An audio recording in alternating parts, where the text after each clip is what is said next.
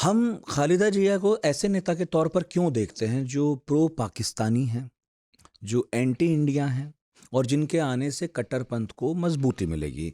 थोड़ा सा मैं चाहूँगा बैकग्राउंड बताएं, और ये भी कि तारिक रहमान किस तरह के नेता हैं जो उनके बेटे हैं। देखें एक तो हिस्ट्री जो होती है वो हिस्ट्री रेफरेंस भी होती है और बैगेज भी होती है। आप सीखते भी हैं, आपको ढोना भी पड़ता है उसको। जब बांग्लादेश का निर्माण होता है तो उसमें हमारी भूमिका बहुत महत्वपूर्ण है। तो वहाँ से एक बिटरनेस का दौर शुरू हो गया और लव का दौर शुरू हो गया कि भाई शेख मुजीब और अवामी लीग वाली जो लिगेसी है वो समहाउ प्रो इंडिया है, और इनके इनके खिलाफ जो लोग हैं, जो पाकिस्तान समर्थक हैं या उनका आउटलुक जो है एक सेकुलर मॉडर्न आउटलुक नहीं है, या वो इस्लामिक सिमिलीज का प्रयोग करते हैं, तो वो प्रो पाकिस्तानी हैं चाहे जो हैं। एक तो ये हुआ। दूसरी चीज़ ये हुई कि कोल्ड वार का एरा चल रहा था, और उसके बाद ये जो अलकायदा, इराक, अफ़गानिस्तान, ये सारी चीज़ें हुई, तो मुस्लिम वर्ल्ड में को लेके बहुत धारणाएं भी बनी और उनकी एक भूमिका भी रही उन सोसाइटीज़ की, इंक्लूडिंग बांग्लादेश।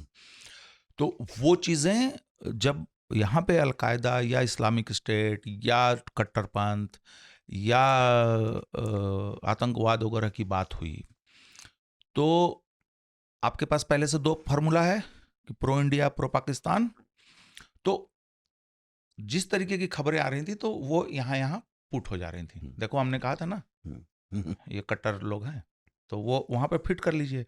अब जैसे अभी अभी खबर आ रही है कि हिंदुओं के घर या मंदिरों पे हमले हो रहे हैं, तो दूसरी तरफ लोगों की टोलियां वहाँ पे बैरिकेड लगा के उनको बचा भी रही हैं।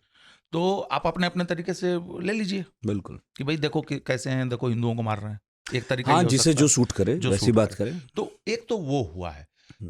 मैं समझता हूँ कि बेगम खालिदा जिया के जो पति सत्ता में आए, जियाउर रहमान, जनरल जियाउर रहमान जब तानाशाह बनते हैं, साल क्या राष्ट्रपति, था ये? वे बनते हैं 75-76 में।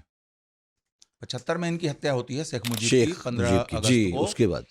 और देखिए, भारत से निकटता या पाकिस्तान से निकटता का जो पूरा फार्मूला है वो इस पर भी है कि आपने, पाकिस्तान भारत से टूट के बना है।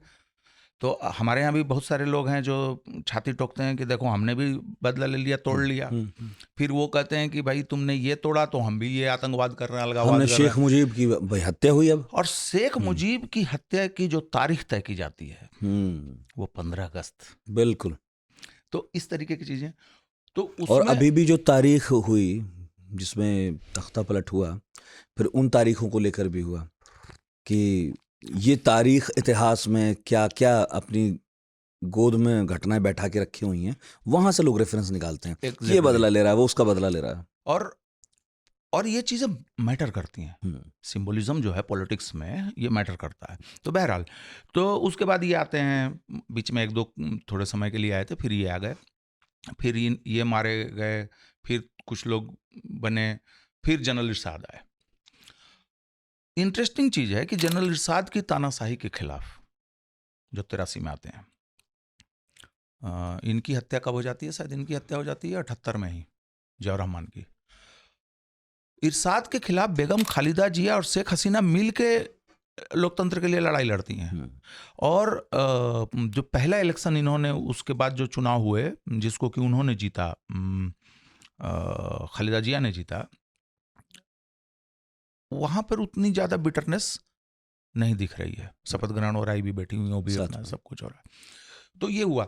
लेकिन अब जो परिस्थितियां हैं, जब बात आप कर रहे हैं कि भाई युवाओं ने ये क्रांति कर दी, जनरेशन जी आ गया, जेन जी आ गया, और ये चीज़ें हैं, वो चीज़ें हैं, तो मुझे लगता है कि अब ये समय है कि आपको, इंडिया को भी, बांग्लादेश को भी, बिना इंडिया के बांग्लादेश का बिजनेस नहीं चल सकता।